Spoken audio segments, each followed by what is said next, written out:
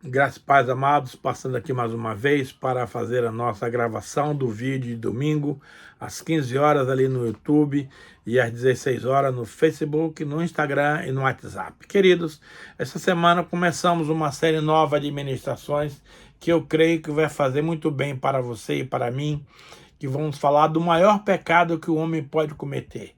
E esse pecado chama-se incredulidade. Muitas vezes você não dá valor para isso, você acha que é uma coisa simples, que não tem nada a ver, e brinca com a sorte, e isso pode te impedir de entrar no reino de Deus. Mas, antes de gravar a mensagem dessa semana, eu quero pedir a direção do Espírito Santo para essa ministração. Senhor, eu quero dizer que eu necessito da tua unção, do teu poder, da tua sabedoria para gravar esse vídeo para domingo e para que as pessoas que o assistam possam ser tocados, possam ser realmente impactados com essa palavra e que venha dar um rumo novo para a sua vida. Conceda, Pai, também para os nossos ouvintes, espírito de revelação, espírito de sabedoria no pleno entendimento da tua palavra. E a ti te damos honras, glórias e louvores em nome de Jesus. A pergunta é: qual o maior pecado do homem? Você podia dizer inúmeras coisas, mas eu vou te dizer que o maior pecado do homem é a incredulidade, que é a matriz de todos os pecados aos quais o homem pode incorrer. Veja, o pecado da incredulidade, querido, não é apenas a negação de Deus, mas a recusa de crer nele, mesmo diante da sua revelação clara. Vou repetir. O pecado da incredulidade não é apenas a negação de Deus, mas a recusa de crer nele, mesmo diante da sua revelação clara. É o maior pecado porque rejeita o próprio meio da salvação, que é a fé em Cristo Jesus. Viver pela fé é o chamado supremo para o cristão. E a incredulidade é o pecado que está na raiz de todos os outros. O que impediu Israel de entrar na Terra Prometida, o que fechou o céu sobre os religiosos de Jerusalém e o que hoje impede homens e mulheres de receberem a vida eterna. Veja, Jesus não se admirou da imoralidade dos homens, mas sim da sua incredulidade. Marcos 6,6 diz assim: e ficou admirado com a incredulidade deles. Então Jesus passou a percorrer os povoados ensinando. E não fez ali muitos milagres, porque não ia adiantar, o povo não ia crer, e Jesus não está a fim de gastar inutilmente os seus milagres para abençoar o seu povo. Então, observe bem, o pecado da incredulidade não é apenas a negação de Deus, mas a recusa de crer nele, mesmo diante da sua revelação clara. É o maior pecado porque rejeita o próprio meio da salvação, que é a fé em Cristo Jesus. Viver pela fé é o chamado supremo do cristão. E a incredulidade é o pecado que está na raiz de todos os outros. O que impediu Israel de entrar na Terra Prometida, que fechou o céu sobre os religiosos de Jerusalém, e que hoje impede homens e mulheres de receberem a vida eterna. Então, de repente, você não dá muita bola, você acha, isso é bobagem, negócio de incredulidade é coisa de criança. Não, não brinque com a coisa séria. Tudo que está na Bíblia é profundamente sério. E a incredulidade, meu amado, está sutilmente operando no meio do povo de Deus, impedindo você e eu de recebermos as melhores bênçãos do Senhor e o impacto da salvação, da vida eterna em Cristo Jesus. Então nós vemos que Jesus se admirou lá na região dele, ali na Galileia, que o povo não cria. Quem que é esse? Não é filho do José e Maria? Suas irmãs estão no nosso meio? De onde lhe vem toda a sabedoria? Então o povo tem a mania de rotular as coisas do reino para o seu próprio fim, seu próprio malefício. Então, Jesus teve vários exemplos que ele se admirou de fé, como o caso do centurião, que foi pedir para ele orar pelo servo dele, E ele falou, não, eu vou lá na sua casa. O cara falou, não, senhor, não precisa. Eu sou homem de autoridade, basta o senhor enviar uma palavra e o meu servo será curado. E Jesus falou, olha, nunca vi aqui em Israel alguém com tamanha fé igual a esse camarada. E realmente aconteceu que enquanto ele ia para sua casa, o Senhor curou o seu servo. Ele, chegando em casa, encontrou o seu servo curado. Infelizmente, quando se trata do povo de Israel, essa mesma fé não é observada. Então, veja bem, a pergunta que não quer calar é a seguinte: o que é incredulidade? Eu vou te dar algumas definições. Primeiro, falta de fé. Segundo, rejeitar a verdade. Terceiro, desobedecer à palavra de Deus. Quarto, é a rejeição de crer naquilo que Deus diz. Veja, em Hebreus 11:6 está escrito o seguinte: sem fé é impossível agradar a Deus, pois quem dele se aproxima precisa crer que ele existe e que ele recompensa aqueles que o buscam. Tudo que você quiser fazer para Deus tem que ser através da fé. Porque se você... E é a fé do coração, não é a fé da boca para fora, porque é simples você dizer que tem fé, mas a fé precisa ser provada. Então, se eu e você queremos agradar a Deus, é claro que nós queremos, nós precisamos exercer a fé nesse agradar ao Senhor, em obedecer ao Senhor, em fazer a vontade do Senhor para receber as promessas que Ele tem para você e para mim. Veja, em Hebreus 3:12 diz assim: cuidado, irmãos, para que nenhum de vocês tenha coração perverso e incrédulo, que o afaste do Deus vivo. Veja, a incredulidade causa este mal terrível, que é nos afastar da presença do Deus vivo. Quando Davi teve o seu pecado contra Batseba, ele implorou a Deus que não retirasse dele o seu Espírito Santo. Davi entendia que a coisa mais importante na vida dele é a presença de Deus. Não permita que o teu Espírito Santo se afaste de mim. Então, nós não podemos viver afastado de Deus, porque Deus é o nosso Pai, Deus é o ar que nós respiramos, Deus é a água que nós bebemos, Deus é o sol que nos aquece, Deus é tudo para nós. Então, se você ousa viver longe de Deus, acabou, não tem mais, aí é mundo vil, mundo cão, e você está no mato sem cachorro. Então, veja só, cuidado, aqui está dizendo, para que nenhum de vocês tenha um coração perverso e incrédulo. Incrédulo é o que não crê, é o que não acredita, né? Então, a definição mais apropriada de incredulidade é rejeição de crer naquilo que Deus diz. Meu irmão, se Deus falou, está falado. Não adianta a gente querer enfeitar o pavão e buscar explicações aqui, ali e acolá. Não, a palavra de Deus é o final da história. Deus nos manda, queridos, em Josué 1:8, não cesses de falar deste livro da lei. Antes, medita nele de dia e de noite, para teres o cuidado de fazer tudo segundo nele está escrito. Então, farás prosperar o teu caminho e serás bem-sucedido. O homem hoje busca uma fórmula de sucesso. E eu vou te dar aqui agora a fórmula do sucesso, que você não precisa ir muito longe. Agora, a palavra de Deus não é decorativa. A palavra de Deus não é um conto de carochinha.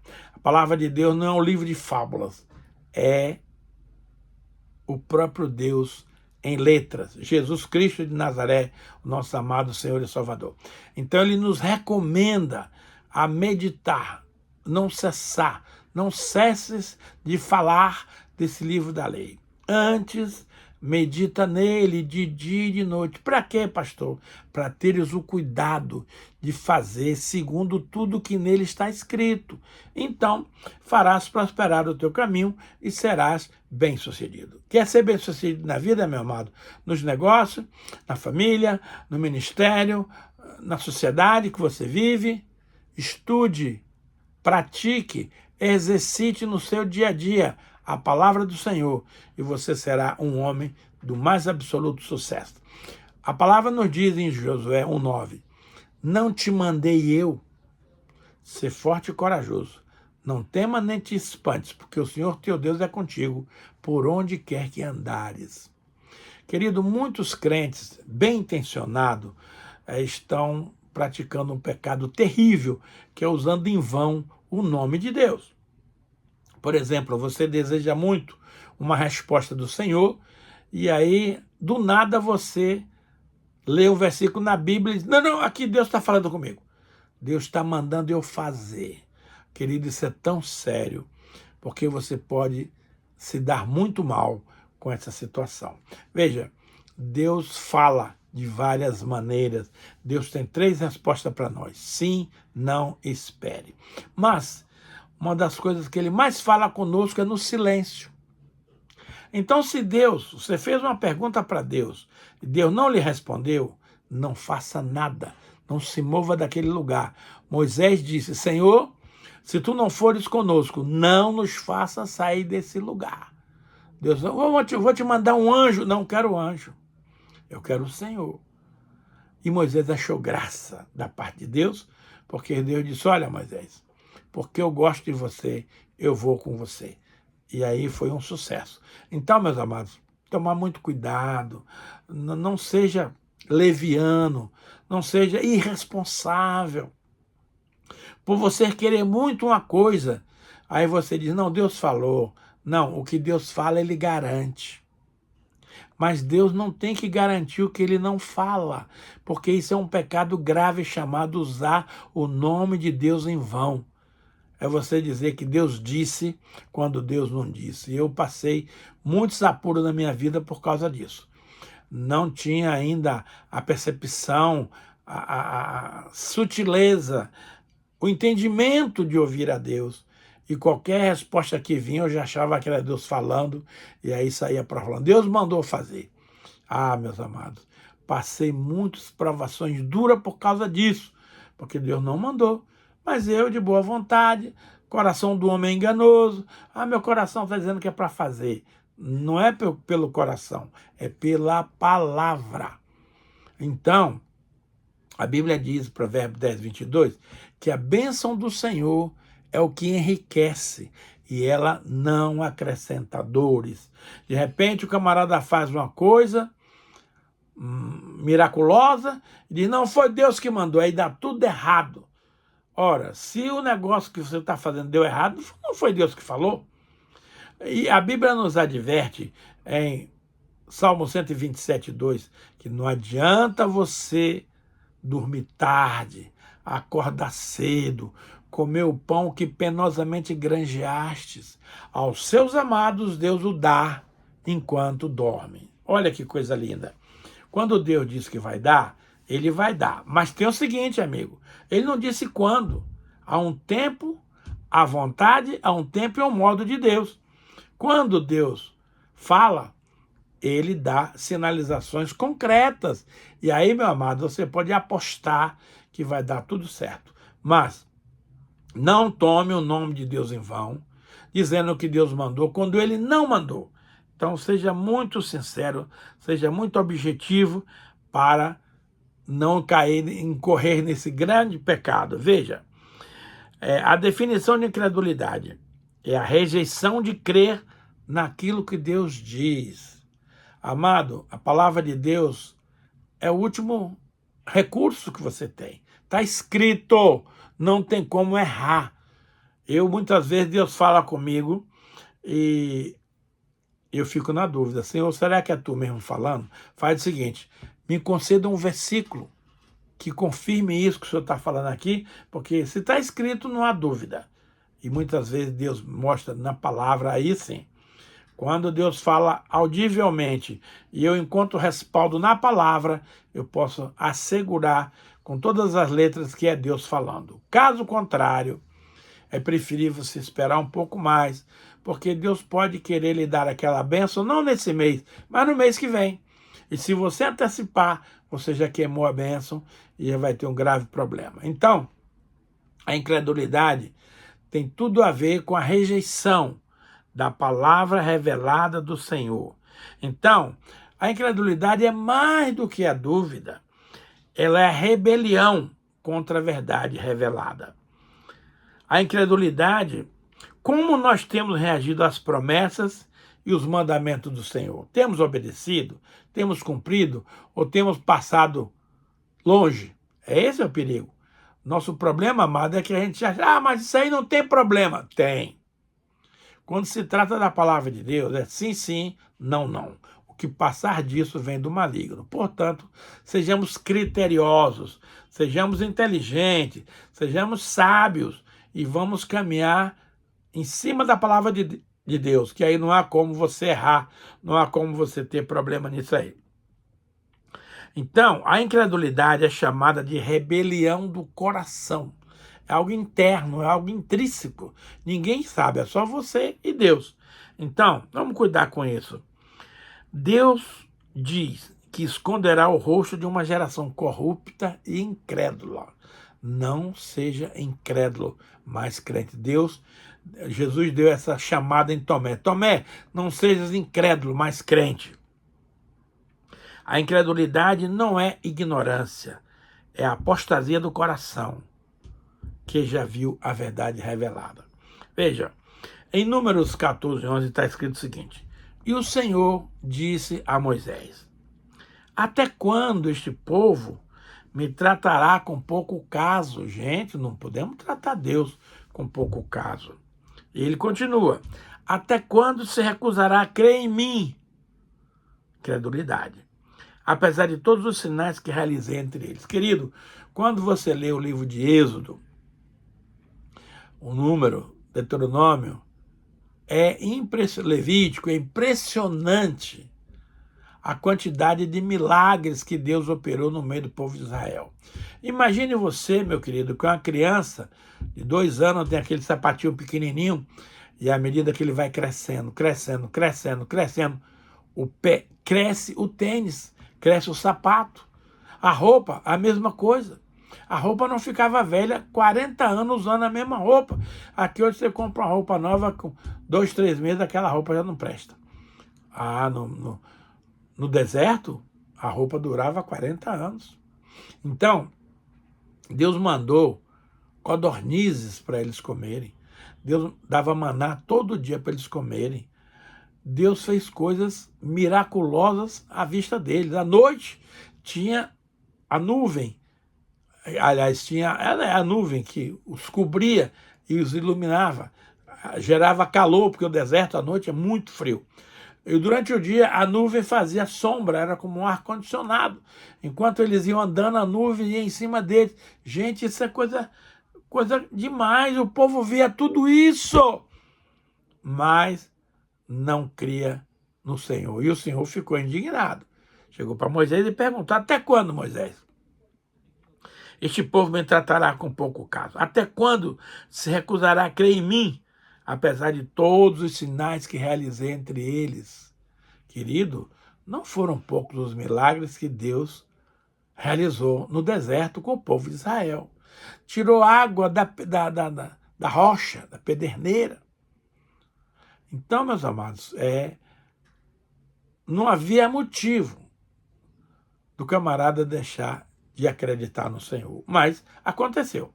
Por causa da incredulidade, eles achavam que Deus trouxe eles para o deserto, mas que eles não iam conseguir chegar na terra prometida. Pois todas as crianças de 20 anos para baixo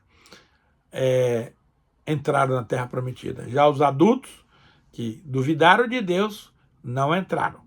Morreram no deserto. O importante é que, com a mesma quantidade que Deus saiu de gente de lá do Egito, ele entrou na terra prometida porque nasceram pessoas no deserto, desenvolveram, cresceram e substituíram aqueles que duvidaram e foram mortos. Querido, não duvide das coisas do Senhor para você não ser morto. E a incredulidade é duvidar daquilo que Deus fala, daquilo que Deus diz. Salmo 106, versículo 24 e 25, diz assim: também rejeitaram a terra desejável, não creram na promessa dele, queixaram-se em suas tendas e não obedeceram ao Senhor. Que coisa triste, meus irmãos. Também rejeitaram a terra desejável, que mana leite e mel, e não creram na promessa dele. A Bíblia diz que Deus não é homem para mentir, nem filho do homem para se arrepender. Tendo ele falado, não cumprirá, tendo ele dito, não executará. Está lá em Números 22, 23. Deus é fiel para cumprir o que ele fala. Portanto, não ouse duvidar de incredulidade daquilo que Deus manda você e eu fazer. Então Deus tinha sempre o melhor. Moisés foi um homem obediente a Deus. Moisés disse, olha, Senhor, se o Senhor não for conosco, não nos faça sair desse lugar. Aí Deus falou, Moisés, eu vou te mandar um anjo. Não, anjo não. Eu não quero anjo, eu quero o Senhor. Aí o Senhor falou, Moisés, porque você achou graça diante de mim, eu vou com você conduzir esse povo ao destino prometido. Então, meus amados, esse tema de incredulidade é muito sério e nós vamos, nas próximas semanas, abrir o leque e ampliar bastante o entendimento de vocês, para que vocês não pensem que isso é uma coisa simples, uma coisa banal, uma coisa boba. Não, é muito sério. Por causa da incredulidade, o povo não entrou na terra prometida. Entrou os que creram. Os que não creram ficaram pelo caminho, foram enterrados no deserto. Muito sério isso. Então, amados, você não ouse desacreditar. A palavra de Deus é a última instância de obediência nossa. Então, muitas vezes Deus fala comigo audivelmente assim no meu coração. E como eu já tenho experimentado Deus na minha caminhada, eu falo assim, Senhor, por favor, me conceda uma palavra por escrito, para que possa confirmar essa palavra rema que o Senhor me deu. E normalmente ele me dá a palavra por escrito. Aí sim, se eu tenho uma palavra dita de Deus e tenho uma palavra escrita confirmando, assunto encerrado, posso afirmar com todas as letras que Deus falou. Mas o coração do homem é enganoso, está escrito lá em Jeremias 17, 9 e 10. Não se guie pelo seu coração, que é enganoso. O mais enganoso, terrivelmente corrupto. Quem o conhecerá? Quem conhece o coração do homem? Ninguém. Só o próprio Deus é que conhece o coração do homem. Portanto, não julgue que você sabe alguma coisa, porque você não sabe de nada. Mas procure não duvidar. Procure crer. E a essência do cristianismo é a prática da palavra de Deus. É o que está escrito lá em Josué 1:8. Não cesses, não pare de falar desse livro da lei. Antes, medita nele, de dia e de noite, para teres o cuidado de fazer, segundo tudo que nele está escrito. Então, farás prosperar o teu caminho e serás bem-sucedido. Não te mandei eu? Ser forte e corajoso, não tema nem te espantes, porque o Senhor teu Deus é contigo, por onde quer que andares. Então, a coisa mais importante para você e para mim é ouvir a palavra de Deus na certeza de que Ele está nos falando e que nós vamos cumprir todo o seu propósito aqui na face da terra. Então, meus amados, a incredulidade é um problema muito sério. Veja, você crê em Deus o suficiente para renunciar a tudo que é contrário a Ele? Interessante que é uma palavra do Senhor ali em Lucas 14:33, que diz assim, da mesma forma, qualquer de vocês que não renuncie a tudo que possui, não pode ser meu discípulo. Queridos, o que eu acho interessante nessa palavra renúncia é que Deus não tira nada de nós. Ele quer tirar de nós o apego à propriedade. Por exemplo, quando você compra um imóvel e paga, você recebe uma escritura. A escritura é o documento que prova que aquele imóvel é seu. Então, o que Deus está dizendo para você e para mim é o seguinte, querido, passa a escritura para mim. E você passa a sua escritura para a mão de Deus. Ele diz, você continua morando, cuidando bem desse imóvel, porque esse imóvel é meu, mas agora eu te concedo o direito de uso. Ô, gente, Que coisa mais extraordinária. Renunciar não significa perder o seu bem, não significa jogar fora, não. Significa transferir a titularidade, mas a posse continua na sua mão. Deus confia em você, Deus acredita em você e Deus quer que você continue usufruindo daquele bem que Ele lhe deu. Mas no seu coração você sabe, nada é meu, tudo é de Deus. Mas Deus nos ama tanto que Ele nos coloca como mordomos, como administradores dos seus bens, dos seus negócios. Então, amado, renunciar não é perder o direito da sua propriedade, não. É transferir a posse para o Senhor, mas o usufruto continua na minha mão. Que coisa linda, né? Deus ama nós, Ele confia em nós e Ele quer que eu e você continue gerenciando os seus negócios aqui na terra. Agora, sem aquela preocupação, sem aquela inquietação que é tudo meu, tudo meu, tudo meu, tudo meu. Não. No reino de Deus, tudo é de Deus. No governo da monarquia, nada pertence aos súditos. Tudo é do rei. Mas o rei permite que você habite, que você more, que você use, que você desfrute de tudo que é do rei. Você não precisa pagar nada. Já está tudo pago. Mas seja zeloso, cuidadoso do bem que Deus colocou nas suas mãos. Então, eu preciso renunciar a tudo que eu possuo. Mas eu só não posso renunciar ao Espírito Santo. Só não posso renunciar a Jesus. Só não posso renunciar ao Pai, porque eles são tudo de que eu preciso para uma vida frutífera e maravilhosa. Então, meus queridos, a verdadeira fé não só aceita as promessas, ela rompe as alianças com o mundo. Querido, esse mundo em que nós vivemos jaz no maligno. Nada desse mundo nos interessa. Nós temos que morar aqui como estrangeiros e forasteiros, entendendo que a nossa pátria não é aqui, é lá no céu, onde Cristo está. Portanto, não se apegue a coisas materiais.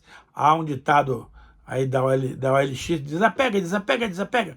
Então nada pode me apegar, é tudo do Senhor, eu sou apenas usufrutuário daquilo que Ele tem a mim confiado, e isso já é mais do que maravilhoso. Então, meus amados, tenha muito cuidado com a incredulidade, porque a incredulidade vai te afastar do Deus vivo, a incredulidade vai te afastar da salvação, a incredulidade vai te afastar das bênçãos, mas a partir do momento que você se volta para Deus, a confiar nele, na sua palavra, a praticar a verdade, a praticar a palavra do Senhor, você será muito mais do que bem-sucedido. Senhor, muito obrigado pela tua palavra. Nós tínhamos ainda muitas coisas mais para tratar, como vamos fazer disso nas próximas semanas. Eu quero trazer para os meus ouvintes uma ampla gama de informações para que a gente não incorra nesse pecado, nesse erro de ser incrédulo, de não acreditar no Senhor. Eu não preciso de ver milagres para acreditar, porque eu já vi muitos e hoje eu acredito simplesmente na palavra de Deus. Deus não quer que você fique dependendo de milagres. Deus quer que você confie nele, obedeça a ele e aí vai dar tudo certo. Senhor, aquilo que eu não fui capaz de comunicar para os meus irmãos, eu quero pedir que o Espírito Santo complete a obra no coração dos ouvintes. Naquilo que eu não fui claro, o Espírito Santo traga rema, traga fé, para que as pessoas possam acreditar e praticar a palavra de Deus. Longe demais toda a incredulidade e todo o coração perverso que nos afaste do Deus vivo. Enche-nos, Pai, da tua glória. Enche-nos, Pai, do teu amor. Enche-nos, Pai, do teu Espírito Santo. Nos ajude, Senhor, a andar nos santos caminhos do Senhor. Nos ajude, Senhor, a conhecer a palavra. Nos ajude, Senhor, a praticar a palavra em todas as áreas da nossa vida. E, com certeza, seremos mais do que vencedores. Eu quero pedir, Senhor, que a bênção que enriquece, não acrescenta dores, seja comigo e com todos os meus ouvintes. Que o Senhor nos abençoe, hoje e para sempre, em nome santo do Senhor Jesus. E dizemos, amém, Jesus, amém e amém. Abençoa, Pai, o teu povo que hoje te adora, que hoje te escuta, que hoje te obedece. E nós sabemos que tudo de bom vem do Senhor. A ti, papai, toda honra, toda glória, todo louvor. E nós fazemos isso, Pai, no nome santo do Senhor Jesus. Amém.